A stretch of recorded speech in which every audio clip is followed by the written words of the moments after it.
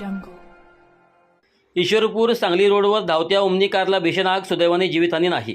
इस्लामपूर सांगली रस्त्यावरील बॉम्बे स्टील आणि Reliance petrol पंपासमोर आज सकाळी एक थरारक घटना घडली. चालत्या ओमनी कारला अचानक भीषण आग लागल्याने परिसरात एकच खळबळ उडाली. या कारमध्ये गॅस किट बसवले असल्याने काहींनी आगीचे काही क्षणातच रौद्ररूप धारण केले.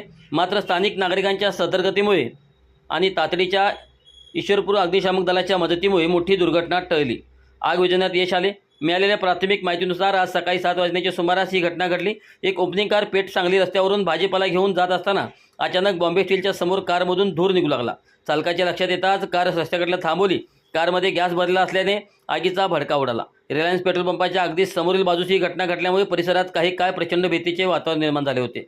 घटना घडताच परिसरातील स्थानिक नागरिक, व्यावसायिक आणि वाहनधारकांनी तात्काळ मदतीसाठी धाव घेतली.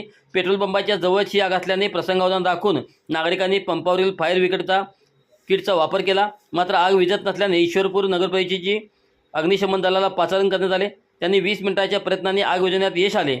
या भीषण आगीत ओमनी कारचे मोठे नुकसान झाले आहे. सुदैवाने कोणतीही जीवितहानी झालेली नाही. गॅस किटच्या शॉर्ट सर्किटमुळे ही आग झाली असावी असा प्राथमिक अंदाज व्यक्त करण्यात येत आहे.